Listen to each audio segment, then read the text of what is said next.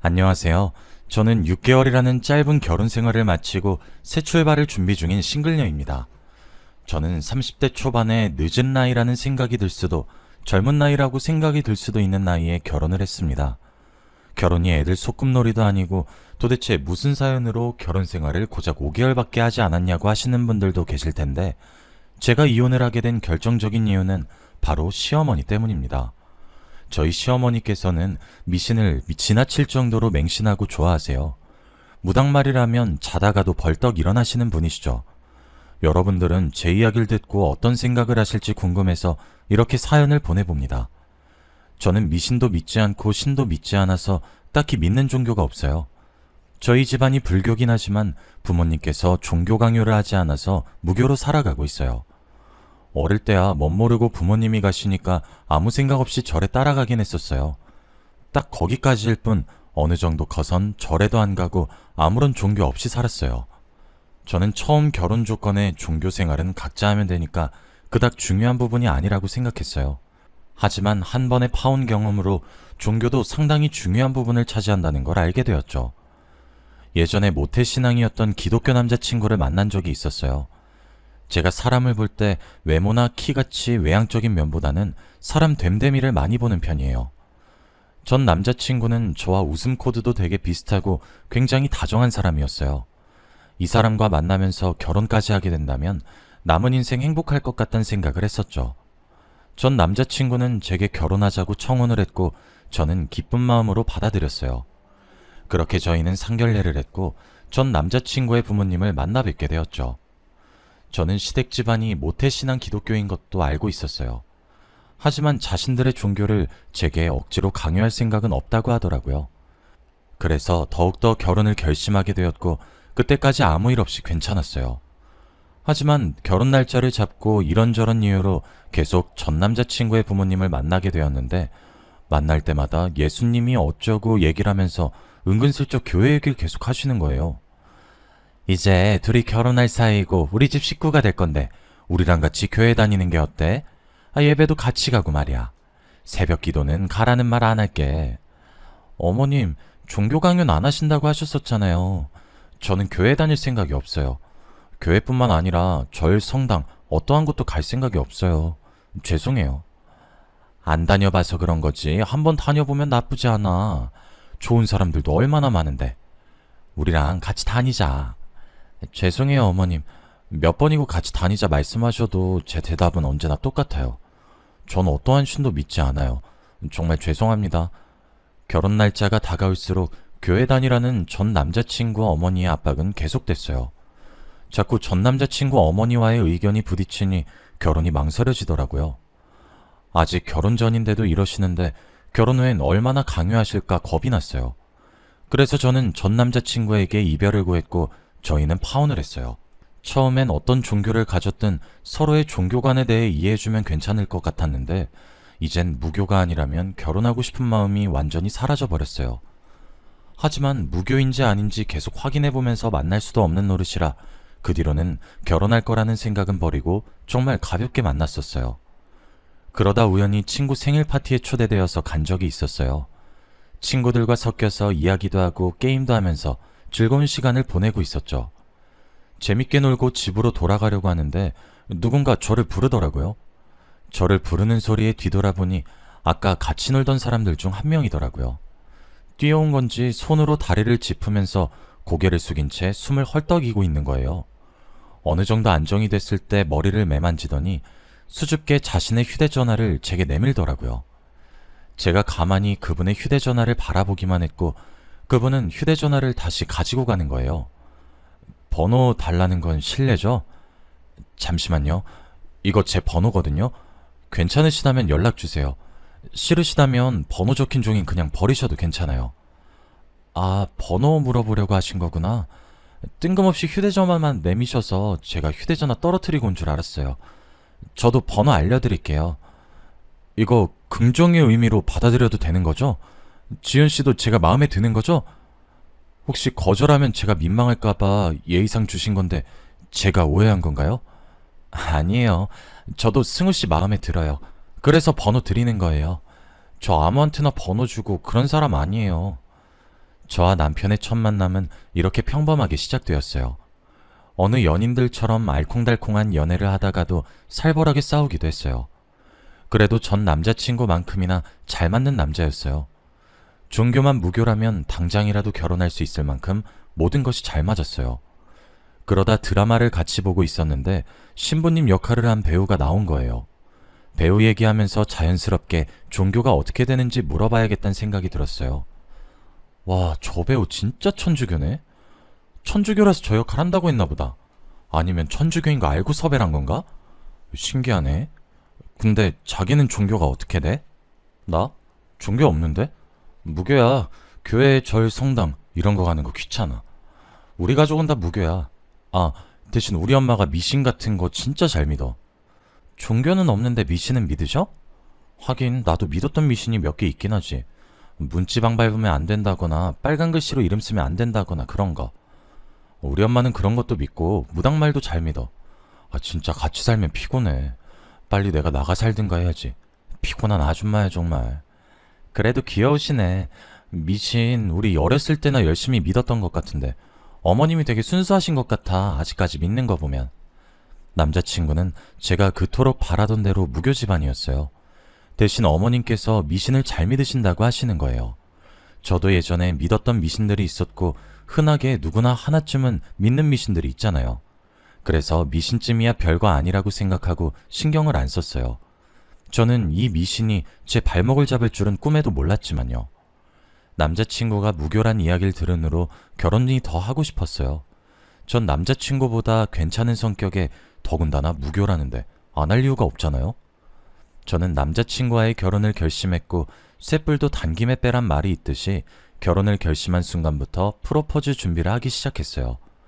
꼭 남자가 프로포즈 하라는 법은 없으니 제가 먼저 프로포즈를 했어요. 그런데 하필 남자친구도 그날 프로포즈를 준비하는 바람에 맛 프로포즈가 되어버렸어요. 서로 프로포즈 하겠다고 깊숙이 숨겨놓은 반지를 주섬주섬 꺼내는데 얼마나 웃겼는지 몰라요. 각자 앞에 놓여진 반지를 보며 한참 동안이나 배 잡고 웃었어요. 어쩜 타이밍이 이렇게 기가 막히냐고 천생연분이라고 했어요. 그렇게 저희는 각자가 준비해온 반지를 서로에게 끼워주었고 결혼을 약속했어요. 저희는 결혼을 허락받으려고 양가 부모님을 만나서 인사를 드렸어요.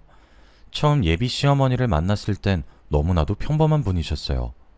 미신을 많이 믿으신다고 들은 것과는 달리 집안도 되게 깔끔했어요.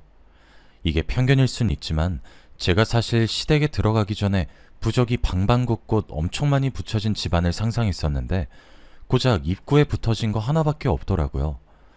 전 남자친구 어머니는 교회 다닐 것을 엄청 강요했던지라 어머님도 제게 미신을 강요할 줄 알았어요. 예상과 달리 평범한 얘기만 오갔고 갈 때쯤에야 부적 하나를 슬쩍 내밀더라고요. 이거 지갑에 넣고 다녀요. 애군을 막아주는 부적이래요.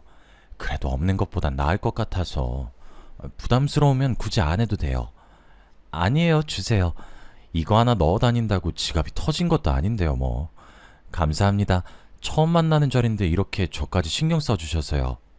아유, 우리 아들이 여자는 기똥차게 잘 골랐네. 나를 닮아 보는 눈이 있어. 우리 아들은 내가 이런 거 주면 싫어하거든. 애미가 다 지 위에서 해주는 건데도 말이야. 제가 부적을 받을 줄 몰랐는지 처음엔 당황해 하시더니 이내 밝게 웃으셨어요. 요즘 이런 거 받는 젊은이 없다면서 이런 거 줬다가 매번 욕만 먹었다고 하시더라고요. 자식이니 잘 되라고 남자친구한테도 부적을 준 적 있는데 절대 안 받는다고 제게 하소연을 하셨어요. 어머님은 싹싹하고 이쁘다면서 저를 되게 좋아하셨어요. 하지만 저는 그 부적을 받지 말았어야 했고 이날을 두고두고 후회했어요. 저희는 상견례도 잘 마치고 아무 탈 없이 결혼을 무사히 진행했어요. 신혼여행을 마치고 신혼집에 들어왔더니 현관문에 부적이 하나 붙여져 있더라고요. 어머님, 현관문에 부적 붙여져 있던데 그거 뭐예요? 저희 집에 부적 안 붙여놓으셔도 돼요. 저희는 부적 없어도 괜찮아요. 앞으로 잘 살라고 붙여놓은 거야. 그거 붙이고 사는 게 좋다고 유명한 점쟁이가 그러더라고. 계속 붙이고 있어. 그리고 너 부적 좋아하잖아. 저번에 내가 준 거 지갑에 넣고 다니고 그러더만. 어머님, 저 부적 안 좋아해요. 어른이 주신 건데 안 받는 건 예의가 아닌 것 같아서 받은 거죠. 다음부터는 저희 집에 이런 부적 붙이지 마세요. 아셨죠? 알았다. 그렇게 하마. 이왕 붙여놓은 거니까 현관문에 붙어있는 건 건들지 말거라. 진짜 유명한 점쟁이가 해준 거라 비싸게 주고 만든 부적이야. 그러니 절대 건들지 말거라. 시어머니께서는 현관문에 붙은 부적에 대해서 신나게 말씀하시다가 부적 싫어하니 앞으로는 붙이지 말라는 제 말에 급격하게 목소리가 가라앉았어요. 다음부터는 안 그러겠다고 하시면서 현관문에 붙은 건 절대 떼지 말라고 강조하시더라고요. 일단 강요하시니까 붙이고는 있는데 저는 잠깐 붙였다가 어느 정도 시간 지나면 떼야겠다고 생각했어요. 시어머니께서는 반찬을 가져다 주신다는 핑계로 신혼집에 자주 들락날락거리셨어요. 아직 다 안 먹었다고 안 오셔도 된다고 했는데도 굳이 오셨어요. 그냥 반찬만 주고 가시면 모르겠는데 계속 이 방 저 방 왔다 갔다 하시면서 기웃거리셨죠. 도대체 뭘 하시는지 모르겠지만 저희 집에 오면 혼자서 엄청 바쁘게 움직이시더라고요. 저는 시어머니가 나온 방에 들어가 봤자 변한 게 없어서 그냥 방 구경 하나 싶었어요. 솔직히 저희가 신혼초니까 인테리어가 계속 마음에 안 들면 자주 바꾸거나 물건을 추가하잖아요. 그래서 늘 새로운 마음으로 뭐가 바뀌었는지 보려고 그러시는 줄 알았어요. 정말 4개월까지는 아무것도 모르는 상태로 지냈었어요. 그러다 제가 청소를 한다고 침대 밑에 청소기를 돌렸는데 청소기 입구에 부적이 하나 딸려오는 거예요. 이게 왜 여기서 나오나 싶다가 설마 하는 마음에 납작 엎드려서 침대 밑을 봤어요. 바닥에 아무것도 없어서 제 지갑에서 떨어진 거라고 단정 지으려고 하는데 쎄한 느낌이 드는 거예요. 그래서 그대로 바닥에 엎드린 채로 살짝 시선을 위로 돌렸어요. 저희 침대 밑바닥에 부적이 빼곡하게 여러 장이 붙여져 있는 거예요. 저는 부적을 발견하는 순간 기겁을 하고 손으로 다 떼어냈어요. 안쪽까지 어떻게 붙였는지 모르겠지만 안쪽에도 붙여져 있길래 긴 막대기로 힘들게 뗐어요. 그리고 시어머니께서 갔던 방을 유심히 살펴봤죠. 그러다 제 시선이 옷장에 꽂혔고 곧장 옷장 앞으로 가서 부적이 있는지 살펴보았어요. 걸려있던 옷을 옆으로 미니까 벽면에 숨겨진 부적들이 나타나더라고요. 안 보이는 곳만 골라서 어찌나 잘 숨겨두셨는지 감탄이 나올 정도였어요. 저는 다른 방과 화장실에도 부적들을 찾아내서 다 떼어버렸어요. 남편도 부적을 보고는 이걸 언제 다 붙였냐며 놀라서 말을 잇지 못하더라고요. 저희가 4개월 동안 몰랐다는 것도 웃기고 이 많은 걸 시어머니 혼자 붙였다는 것도 웃겼어요. 그렇게 며칠 뒤 시어머니께서 평소와 똑같이 반찬을 들고 신혼집에 오셨더라고요. 제가 잠시 화장실 간 사이에 오셔서 그동안 방에 부적이 잘 있는지 확인하셨나봐요. 시어머니께서 저를 찾느라 소리를 지르는 게 안방에 있는 화장실까지 다 들리더라고요. 아가, 부적들이 다 없어졌다. 도대체 그 많은 부적이 어디로 갔다니? 어떻게 하나도 안 남기고 싹 사라질 수 있냔 말이야. 설마 너네가 다 떼어버린 건 아니지? 어머님, 그 부적들 저희가 다 갖다 버렸어요. 제가 저번에도 말씀드렸잖아요. 부적 안 좋아한다고 붙이지 마시라고요. 전에 안 붙이시기로 얘기 끝났잖아요. 아니, 그 많은 것을 다 갖다 버렸단 말이야? 그게 돈이 얼마짜린데 갖다 버리길. 내가 진짜 못 살아. 부적을 찾으시길래 다 버렸다고 하니 시어머니는 그걸 왜 버리냐고 화를 내셨어요. 얼굴이 붉어지고 목에 핏대까지 세우면서 화를 내시는 거예요. 처음 보는 시어머니의 화난 모습에 저는 고장난 것처럼 아무것도 할 수가 없었어요. 남편도 그런 시어머니께 제발 그만하라고 적당히 하라면서 같이 화를 내더라고요. 저는 아무 말도 못했고 남편과 시어머니는 부적 하나 때문에 피 튀기며 싸웠어요. 한참을 싸우다가 시어머니께서는 가방을 챙겨 들고 집을 나가더라고요. 제가 시어머니를 따라 나서려고 하니 남편이 저를 잡는 거예요. 또 온 집안 방방곳곳에 부적들을 붙인 채로 지내고 싶냐면서요. 당신 어머니 따라 나가지 마. 또 온 집안에 부적들 붙이면서 지내고 싶어? 당신 지금 어머니 따라 나가면 다시 그 많은 부적들 제자리로 돌아갈 거야. 그건 싫지만 어머니 저러고 나가서 사고라도 당하면 어떡해. 평상시에도 왔다 갔다 잘하셨는데 뭘. 신경 쓰지 마. 나는 다신 부적이랑 가까이 하고 싶지 않아. 꼴도 보기 싫어. 우리가 이 정도까지 했는데 어머니께서 또 부적 들고 오시진 않겠지? 느낌이 안 좋아. 어머니 나중에 다시 부적 들고 나타나실 것 같아. 에이, 이렇게까지 했는데 또 부적 들고 오신다고? 아닐 거야. 나 그럼 어머니한테 진짜 화낼 거야. 오늘보다 더 심하게 할 거야. 시어머니께서 그렇게 나간 뒤로 저는 마음 한켠이 불안했어요. 언젠간 다시 양손에 부적을 가득 들고 있는 시어머니가 저희 집에 올 것만 같았거든요. 제가 계속 불안해해서 그런지 시어머니랑 싸우고 며칠 뒤부터 악몽도 꾸기 시작하는 거예요. 누군가가 무기가 될 만한 것들을 손에 들고 저를 뒤쫓아온다거나 제가 누군가에게 발각되지 않게 도망가서 숨는다거나 하는 악몽을 많이 꿨어요. 한 번은 가위에 눌린 것 마냥 아무것도 움직일 수가 없었고 말을 할 수도 없었어요. 몇 번이나 악몽에 시달리니까 기력이 쇠약해지더라고요. 친정어머니도 제 몰골을 보시더니 놀라서 보약을 지어주셨는데 아무리 기력에 좋은 음식을 먹어도 날이 갈수록 몸이 더 안 좋아졌어요. 남편은 혹시나 제가 병이라도 걸린 게 아닌지 엄청 걱정을 하더라고요. 병원에 가보는 거 어떠냐고 하는데 그 정도는 아니라고 병원에 가지 않았거든요. 그런데 갈수록 몸이 말라가고 힘도 쫙 빠지는 거예요. 진짜 병이라도 있나 싶어서 병원에 가봤더니 아무 이상이 없다고 하더라고요. 의사 선생님도 저를 보고 아무 병 없는 게 오히려 이상하다고 할 지경이었어요. 도대체 뭐가 문제인지 도통 모르겠더라고요. 잠시 요양이라도 떠나야겠다는 생각에 짐을 싸려고 옷장에 있는 옷들을 꺼냈는데 옷을 빼고 비어있는 틈 사이로 무언가가 보이는 거예요. 설마 하는 마음에 저번처럼 옷을 한쪽으로 밀었는데 또 부적이 나오는 거예요.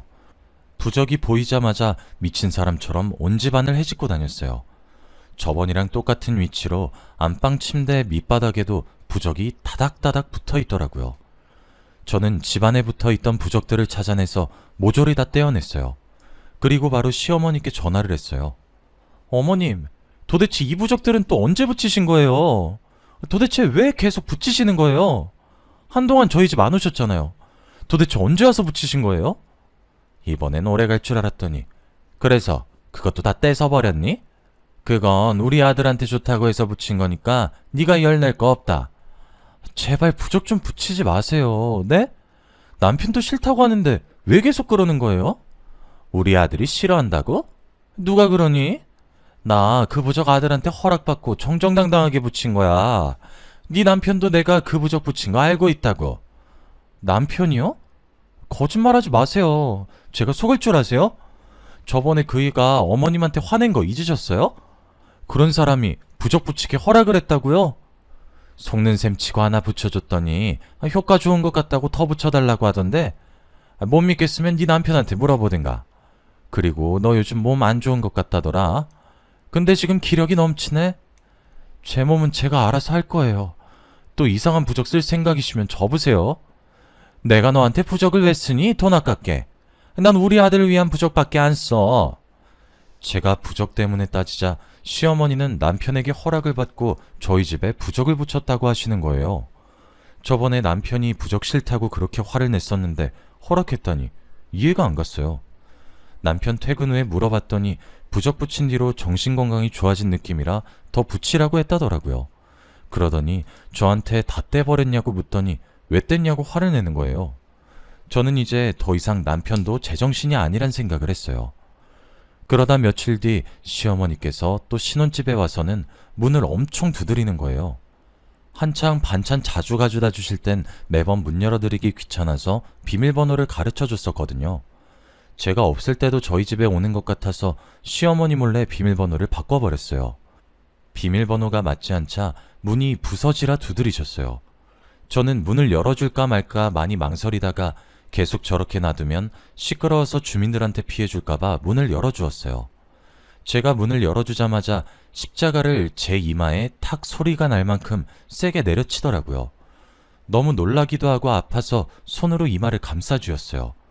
그랬더니 시어머니께서는 뭘 먹고 힘이 좋은 건지 제 손을 치우더니 다시 한번 탁 소리가 나게 십자가를 제 이마에 내려치시는 거예요. 제가 손으로 이마를 감쌀 틈도 없이 십자가를 다시 제 이마에 대더니 본인 주머니에 손을 넣고 무언가를 찝더라고요. 주머니에 있던 무언가를 꺼내서 제게 마구마구 던지기 시작했어요. 얼굴에도 맞고 몸에도 맞았는데 딱딱한 알갱이 같은 것들이라 너무 아프더라고요. 하지 말라고 울부짖어도 시어머니는 표정 변화 없이 계속 제게 던지시는 거예요. 떨어진 것들을 보니 무언가의 정체는 팥이었어요. 시어머니는 다시 주머니에서 팥을 움켜쥐더니 저를 보면서 물러가라를 외치며 다시 던지시더라고요. 우리 아들 나쁜 기운들 네가 다 가져간다고 해서 결혼시켜놨더니 부적을 다 떼버려? 그 부적이 어떤 부적인데 다 떼버렸단 말이냐? 잡기나 씌인 게. 죽어! 죽어! 어머님, 그만하세요. 너무 아파요. 그러니까 제발 그만하세요. 네 꼴을 보아하니 역시 부적이 효과가 있었던 거야. 돈을 들인 보람이 있어. 우리 집안 망치는 이 흉물. 너는 우리 아들 액바지. 그 이상도 그 이하도 아니야. 시어머니는 무섭도록 싸늘한 표정을 하고 혼자서 무어라 중얼거렸어요. 그러더니 대뜸 죽으라고 소리치더니 다시 중얼중얼 거리더라고요.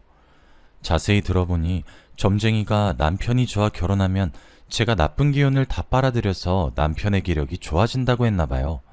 그래서 저와의 결혼을 허락했다는 거예요. 부적을 붙이면 모든 악의 기운을 제가 다 빨아들여서 남편은 좋아지고 저는 시름시름 앓게 되는 것이었어요.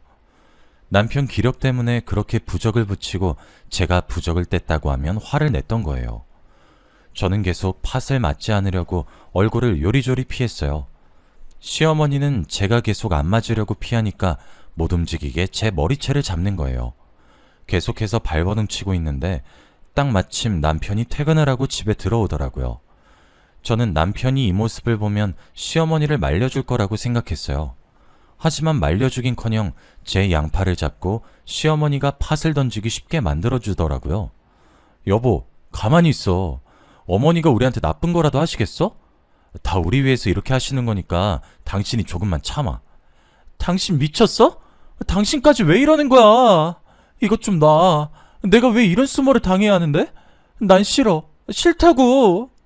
그냥 얌전히 맞고 있으면 빨리 끝날 일인데 왜 질질 끌려고 그래? 딱 1분만 눈 감고 그냥 맞으면 안 돼? 그게 그렇게 어려워?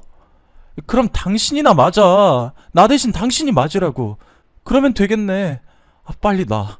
이거 놓으라고. 나 진짜 당신들 신고할 거야.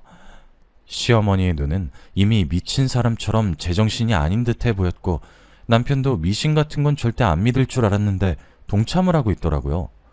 자기도 저처럼 미신 같은 거 안 믿는 사람이지 않았냐면서 그런데 이번에 부적 효과 제대로 봤다면서 저도 속는 셈 치고 가만히 있어 보라는 거예요. 저는 계속 발버둥 치다가 발꿈치로 남편의 발등을 있는 힘껏 세게 내려 찍었어요. 남편은 저를 잡고 있던 손을 놓고 자기의 발등을 감싸주었어요. 저는 그 틈에 아무것도 챙기지 못하고 그대로 집에서 도망 나왔어요. 갈 곳이 없어서 친정으로 왔고 저는 부모님께 제가 당했던 것을 말씀드렸어요. 네가 여긴 어쩐 일로? 근데 너 꼴이 그게 뭐야? 무슨 일 있었던 거야? 어머, 신발도 없이 너 맨발로 여기까지 온 거야? 엄마, 나 이혼할 거야. 도저히 못 살겠어. 내가 방금 뭔 짓을 당하고 온 줄 알아? 여기 머리카락에 팥 붙은 거 보이지? 나 시어머니한테 팥 맞았어. 팥? 아니 네가 팥을 왜 맞아? 울지 말고 무슨 일 있었는지 엄마한테 다 얘기해봐. 1년을 산 것도 아니고 이제 결혼한 지 6개월밖에 안 됐는데 왜 이혼을 한다는 거야? 나보고 잡기라고 요망한 흉물이라고 그러고 나는 남편의 액바지 그 이상도 그 이하도 아니래. 남편 아끼운 내가 다 가져가라고 결혼 허락한 거였대. 진짜 어이없지. 아니 그게 다 무슨 말이야. 너를 김서방 액바지 하려고 며느리로 삼았단 말이야? 이게 말이니 방구니? 무슨 그런 어이없는 집안이 다 있어? 당장 이혼해. 안 되겠다. 친정어머니도 제 이야기를 듣는 내내 어이없어 하시더라고요. 어떻게 남의 집 귀한 자식을 자기 집 아들 액바지로 받들일 수 있냐고요. 어머니는 당장 이혼하라고 했고 아버지는 골프채를 들더니 신혼집에 찾아갈 기세시더라고요.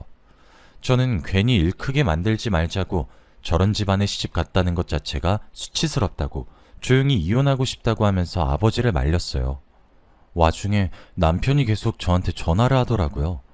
저는 끝까지 전화를 받지 않았고 이혼하자는 문자만 보냈어요.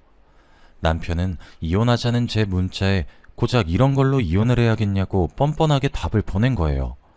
저는 이혼 서류 가지고 올 거 아니면 연락하지 말라고 하고 폰을 꺼버렸어요. 하루 지나고 폰을 켰는데 아무런 연락이 안 와 있더라고요. 그렇게 며칠간 친정에서 지냈고 정말 부적 때문에 몸이 안 좋아졌던 건지 친정에서 지내는 동안엔 다시 살도 조금씩 찌고 기력도 되찾아갔어요. 거의 예전 모습을 찾았을 때쯤 남편한테 연락이 왔더라고요. 이혼하자고 서류 들고 친정 근처 카페에 앉아 있으니 오라고 하면서요. 저는 가벼운 발걸음으로 카페에 향했어요. 창가 쪽에 남편이 앉아 있었는데 못 본 사이 얼굴이 퀭해져 있고 살도 빠진 것 같았어요. 제가 자신의 앞에 앉자 가방에서 서류 봉투를 하나 꺼내더라고요. 자기 인적사항은 다 작성했으니 제 거만 작성해서 제출하면 된다고요. 이거 합의 이혼서야. 내 인적사항은 다 작성해놨어. 당신 인적사항만 작성해서 제출하면 끝나. 근데 꼭 이혼을 해야겠어? 당신이 몇 번을 다시 물어도 내 생각은 변함없어. 당신이랑 이혼할 거야. 봐봐, 나 당신이랑 안 사니까 다시 살도 찌고 기력도 되찾았잖아. 근데 내가 왜 당신이랑 계속 살아? 그러네. 다시 예전 모습으로 돌아갔네. 다행이다. 솔직히 당신 계속 말라가서 걱정 많이 했거든. 나는 어머니가 당신을 액바지로 생각했을 줄은 꿈에도 몰랐어. 내가 대신 사과할게. 남편은 시어머니께서 저를 액바지로 생각할 줄은 몰랐다며 대신 사과를 하더라고요. 남편의 표정을 보아하니 정말 남편은 아무것도 몰랐던 것 같아서 사과를 받아줬어요. 그리고 저희는 합의이혼을 했죠. 저는 지금 남편과 이혼하고 새로 태어난 기분으로 살아가고 있어요. 예전 모습으로 완전히 되찾았고 지금 만나고 있는 남자친구 덕분에 더 밝고 긍정적인 사람으로 변해 있어요. 지금 남자친구는 제게 있어서 귀인 같아요. 힘들어하던 저를 보듬어주고 위로가 되어주고 기쁨이 되어줬으니까요. 남자친구와 결혼을 할지 안 할지 모르겠지만 지금처럼만 재밌게 지냈으면 좋겠어요. 제 이야기는 여기서 끝을 맺어보려고 해요. 여러분들도 미신이라는 걸 믿으시나요? 저는 적당히 믿는 건 괜찮지만 전 시어머니처럼 맹신하는 건 좋지 않다고 생각해요. 자신에게도 주변 사람에게도요. 여러분들도 만약 믿고 있는 미신이 있다면 그 미신에 너무 맹신하지 않았으면 합니다.